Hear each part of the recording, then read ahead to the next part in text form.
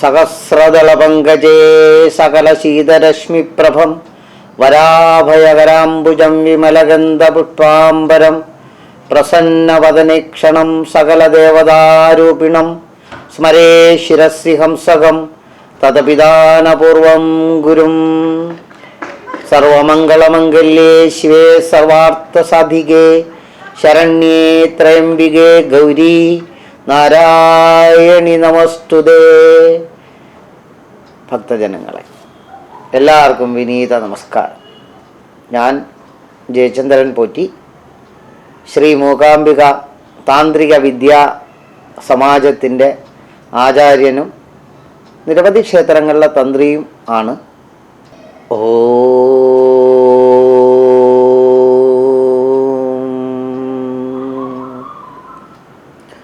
മൂകം കരോതി വാചാലം പങ്കും ലംഘയതേ ഗിരിം യത്കൃപാതമഹം വന്ദേ പരമാനന്ദമാധവം. ബഹുമാനപ്പെട്ട എല്ലാ സജ്ജനങ്ങളും, എൻ്റെ അറിവിൻ്റെ പരിമിതിയിലുള്ള കാര്യങ്ങളൊക്കെ സന്തോഷപൂർവം നിങ്ങളിൽ ഞാൻ ഇവിടെ അവതരിപ്പിക്കും. എല്ലാവർക്കും നന്മ. ഓം പൂർണ്ണമദ പൂർണ്ണമിദം പൂർണ്ണാൽ പൂർണ്ണമുദശ്യതേ പൂർണ്ണസ്യ പൂർണ്ണമാതായ പൂർണ്ണമേവാവശിഷ്യതേ.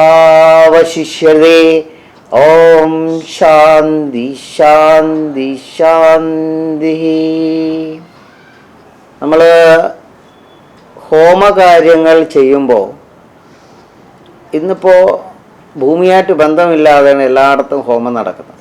ആ ഇരുമ്പിലൊരു തകിട് പിന്നെ ഹോമകുണ്ടം പോലെ ചതുരത്തിൽ എന്നിട്ട് അതിലാണ് ക്ഷേത്രത്തിൽ പോലും കണ്ടത്. അങ്ങനെയല്ല, അതിന് ഹോമ ആചാരം എന്ന് പറയും. ഹോമാചാര പ്രകാരം ആ ഹോമകുണ്ടം സ്ഥാപിച്ച് പൂജിച്ചാൽ 100% അതിൻ്റെ ശക്തിയുണ്ട്. അത് 3 തട്ടുകൾ വരും. അതിന് നമ്മൾ സാധാരണ ഭൂർഭുവ സ്വ അല്ലെങ്കിൽ സത്വ രജ തമോ ഗുണങ്ങൾ, അല്ലെങ്കിൽ പാതാളം ഭൂമി സ്വർലോകം. അപ്പോൾ ദേവനെ സ്വർലോകസ്ഥാനത്താണ് പൂജിക്കേണ്ടത്. അപ്പോൾ ദേവൻ്റെ പദം എന്ന് പറഞ്ഞാൽ സ്വർലോകസ്ഥാനം. അപ്പോൾ ആ ദേവപദത്തിൽ പൂജിക്കണം. അല്ലാതെ എങ്ങനെയെങ്കിലും കുറച്ച് മറ്റത് സാധാരണ ആഴിപൂജ പോലെ തീ കൂട്ടി അവിടെ ഹോമിക്കുന്നതിനോട് ദേവൻ വളരെ തൃപ്തിയാവില്ല. സാധാരണ ഇന്നിപ്പോൾ കാണുന്ന ആ അവസ്ഥ. അപ്പം ഈ സത്വരജ തമോ ഗുണങ്ങൾ ഭൂർഭുവസ്വ അല്ലെങ്കിൽ ബ്രഹ്മ ഇത് പാതാളം ഭൂമി സ്വർലോകം എന്ന അവസ്ഥയിൽ ആ തത്വങ്ങളിലാണ്. അപ്പം ദേവനെ എപ്പോഴും സ്വർലോക സ്ഥാനത്താണ് പൂജിക്കേണ്ടത്. അപ്പം ആ അവസ്ഥയിൽ 3 തട്ടുകളായിട്ട് അവിടെ നടക്കുമ്പോൾ വേറൊരു വിശേഷമുള്ളത്, ഇന്ന് ആഴികൂട്ടി ചെയ്യുന്ന ഒരു സംവിധാനത്തിലാണ് എല്ലായിടത്തും ഹോമം നടക്കുന്നത്. ഇവിടെ ഈ 3 തട്ടിൽ വരുമ്പോൾ സ്വാഭാവികമായി ചെയ്യുന്നത്, ഞങ്ങളൊക്കെ ചെയ്യാറുള്ളത്, ഹോമകുണ്ടം ഇങ്ങനെ 3 തട്ടായിട്ട് കൂട്ടിയിട്ട് അതിൻ്റെ ഉള്ളിൽ ഒരു വിറക് കഷ്ണം കൊണ്ട് കീറുന്ന ചടങ്ങ്. ആ കീറുക എന്ന് പറഞ്ഞാൽ ഘർഷണം ചെയ്യുക എന്നുള്ളതാണ്. സാധാരണ ഒരു പുതിയ സ്ഥലത്ത് നമ്മൾ കിളച്ച് മറിച്ച് ഭൂമി ശുദ്ധമാക്കിയതിന് ശേഷം അവിടെ ഒരു യജ്ഞം നടക്കുകയുള്ളൂ.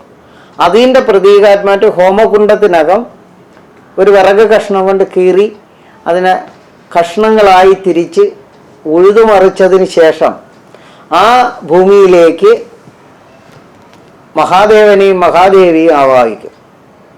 ശിവപാർവതികളെ ആ സ്ഥാനത്ത് ആവാഹിക്കും.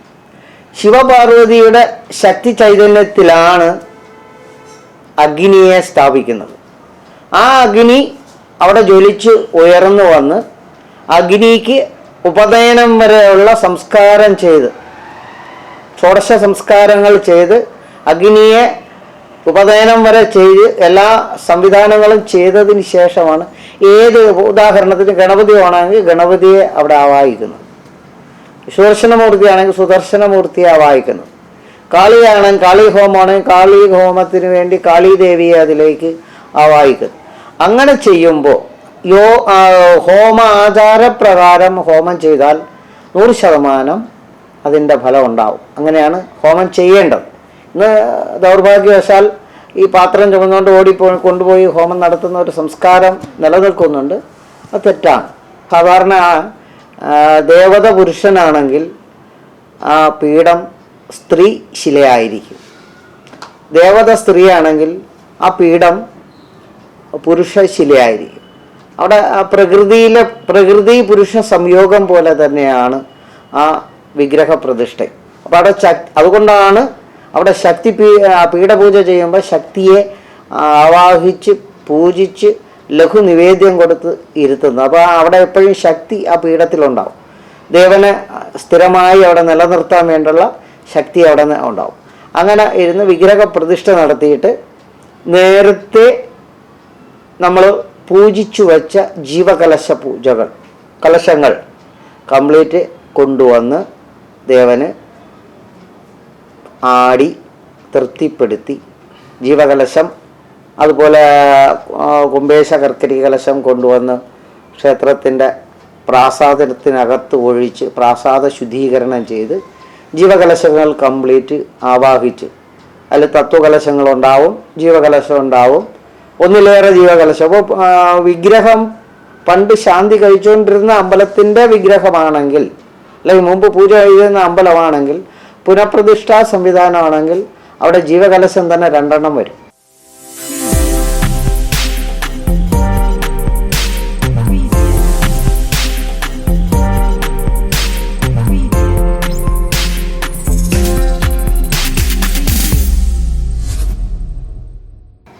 ദേവന്റെ വിഗ്രഹത്തിനെ ശുദ്ധീകരിക്കുന്നതിന് മുമ്പ് ആ വിഗ്രഹത്തിൽ നിന്ന് ആവാഹിച്ചു മാറ്റിയ ജീവകലശവും അല്ലാതെ ആചാര്യൻ ആവാഹിച്ച് സ്ഥാപിച്ച ജീവകലശം, അപ്പോൾ 2 ജീവകലശം അവിടെ ആടേണ്ടി വരും. അങ്ങനെ ജീവകലശമൊക്കെ ആടി പരിപൂർണമായതിന് ശേഷം അഷ്ടബന്ധം ഉറപ്പിക്കുക. ആ ദേവന്റെ പീഠവുമായിട്ടുള്ള ബലം ഒരിക്കലും ശാന്തിക്കാരൻ പൂജ ചെയ്യുമ്പോഴോ അഭിഷേകാദി കർമ്മങ്ങൾ ചെയ്യുമ്പോഴോ കൈകൊണ്ടറിയാതെ പോലും തട്ടിയാൽ വിഗ്രഹത്തിന് കേടുപാട് മറിഞ്ഞു വീഴുകയോ ഒന്നും ചെയ്യാതിരിക്കാൻ വേണ്ടി അഷ്ടബന്ധം ഉറപ്പിക്കുക. ഇന്ന് സ്വാഭാവികമായി നല്ല രീതിയിൽ അഷ്ടബന്ധം കിട്ടത്തക്ക രീതിയിൽ ഇന്ന് സംവിധാനങ്ങൾ കുറവായതുകൊണ്ട് അധികവും കടുശർക്കര യോഗമാണ് ഉപയോഗിക്കുന്നത്. അതുകൊണ്ടത് നല്ല രീതിയിൽ അത് ഉരുക്കി അതിൻ്റെ പാകപ്പെടുത്തി അത് യോജിപ്പിച്ച് കഴിഞ്ഞാൽ വർഷങ്ങളോളം, ഏകദേശം 16 വർഷത്തോളം ഒരു ദോഷമില്ലാതെ അത് അവിടെ ഇരിക്കും. ദേവത ചൈതന്യത്തിനും ദോഷം വരാതെ അവിടെ ഇരിക്കും. അത് കഴിഞ്ഞ് പിന്നെ വരുന്നത് ആ വിഗ്രഹം. അപ്പം ഒരു പേഴ്സണാലിറ്റി ആയി, വ്യക്തിത്വം പൂർണ്ണമായ അവസ്ഥയിലേക്കായി. പിന്നെ വിഗ്രഹമൊക്കെ തുടച്ച് വൃത്തിയാക്കി ആ ദേവതയെ പരിപൂർണമായി അലങ്കാരവും ആഭരണവും ഒക്കെ കൊടുത്ത് പ്രസന്ന പൂജ നടത്തി നിവേദ്യം നടത്തി ദേവതയെ തൃപ്തിപ്പെടുത്തി അത് ലോകത്തിൻ്റെ നന്മയ്ക്കായി നമ്മൾ സമർപ്പിക്കുന്നു. അവിടെ പറയുമ്പോൾ ഒരു വാക്ക് പറയുന്നുണ്ട്, ലോകാനുഗ്രഹ പ്രത്യർത്ഥം സ്ഥിതീഭവായ സുഖായച. ഈ ലോകത്തിന്, നമ്മളൊരു വ്യക്തിക്ക് പോലും അല്ല പറയുന്നത്, ഒരു വ്യക്തി തന്നെ ചെയ്താലും പ്രതിഷ്ഠിക്കുമ്പോൾ പറയുന്നത് ആ ലോകത്തിൻ്റെ മുഴുവൻ അനുഗ്രഹമായി അങ്ങ് സുഖമായി സ്ഥിരമായി ഇവിടെ ഇരുന്നാലും എന്ന് പറഞ്ഞിട്ടാണ് അതവിടെ ഇരുത്തുന്നത്. അങ്ങനെ ആ അവസ്ഥ നമ്മൾ അതുകൊണ്ടാണ് ഞങ്ങൾ ഇത്ര പായസം, ഇത്ര അരിയുടെ ചോറ്, അല്ലെങ്കിൽ ഇത്ര ദിവസത്തെ ഉത്സവം, ഇത്ര ദിവസത്തെ പൂജ എന്നുള്ള വ്യവസ്ഥകൾ ചെയ്യുന്നത് കൊണ്ടാണ് ഈ പ്രാർത്ഥനയും കൂടെ അതിൽ കൂടി വരുന്നത്. അപ്പം അങ്ങ് അതുകൊണ്ട് സന്തോഷമായി സ്വസ്ഥമായി സുഖമായി ഇവിടെ ഇരിക്കൂ എന്ന് പറഞ്ഞാണ് ആചാര്യൻ അവിടെ ആ പ്രതിഷ്ഠ അവിടെ. ഇതാണ് സ്വാഭാവിക ലഘുവായ, ഇതിന് വളരെ വിശാലമായ, ശരിക്കും 12 ദിവസം വരെ വരുന്ന വളരെ വിശാലമായ ക്രിയാപദ്ധതികളുണ്ട്. ഇതിൽ വേറൊരു സംവിധാനം വരുന്നത് ഷഡാധാര പ്രതിഷ്ഠയോടുകൂടിയ യോഗസമാധി എന്ന് വെച്ചാൽ ഒരു ഋഷീശ്വരൻ്റെ സമാധി അവസ്ഥയായല്ല യോഗസമാധി. അപ്പം 6 ആധാരങ്ങൾ. അപ്പം നിലവിലെ ശ്രീകോവിലിൻ്റെ ഭൂമി ലെവലിൽ നിന്ന് 6 അടി താഴത്തിൽ നിന്ന് ആറാത് മൂലാധാരം, സ്വാധിഷ്ഠാനം, മണിപൂരകം, അനാഹതം, വിശുദ്ധി, ആജ്ഞ. ഈ ആറാമത്തെ ആധാരത്തിൻ്റെ മേളിലാണ് പീഠം വരുന്നത്, അതിൻ്റെ മേളിലാണ്. അപ്പം യോഗസമാധിയിലിരിക്കുന്ന ഒരു യോഗിയുടെ ശിരസിലിരിക്കുന്നത് പോലെ അപ്പോൾ അപ്പോഴേ തന്നെ പൂർണ്ണമായ ചൈതന്യവത്താവുന്ന ഒരവസ്ഥ. ഇതൊക്കെ മഹാക്ഷേത്രങ്ങളിൽ മാത്രമേ നടക്കുള്ളൂ. പിന്നെ കൊടിമരമൊക്കെ ഉള്ള, അപ്പം ഇങ്ങനെ പലതരത്തിൽ സാധാരണ കുടിപ്രതിഷ്ഠ അല്ലെങ്കിൽ സാധാരണ വിശേഷ പൂജയോടുകൂടിയുള്ള പ്രതിഷ്ഠാ ചടങ്ങ്, ഇത്രയാണ് ഈ വക കാര്യങ്ങളിൽ പ്രധാനമായും നടന്ന് കാണുന്നത്. ഒരു പക്ഷേ ഇതിലെന്തെങ്കിലും തെറ്റുകുറ്റങ്ങൾ സംഭവിച്ചു പോയിട്ടുണ്ടെങ്കിൽ ധർമ്മശാസ്ത്രത്തിൻ്റെ തെറ്റായി വ്യാഖ്യാനിക്കരുതെന്ന് വിനീതമായി പറയും.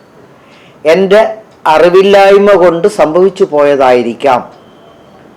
ഒരു പക്ഷേ ഇത് നിങ്ങൾക്ക് കൂടുതൽ അറിവും സന്തോഷവും പ്രദാനം ചെയ്തെങ്കിൽ അത് എൻ്റെ കഴിവോ അറിവോ ഗുണമോ അല്ല, ഈ ഭാരതീയ ധർമ്മശാസ്ത്രത്തിൻ്റെ പൂർണ്ണത കൊണ്ടെന്ന് ഞാൻ വിശ്വസിക്കുന്നു. നിങ്ങളും അങ്ങനെ വിശ്വസിക്കുക. എല്ലാവർക്കും നന്മ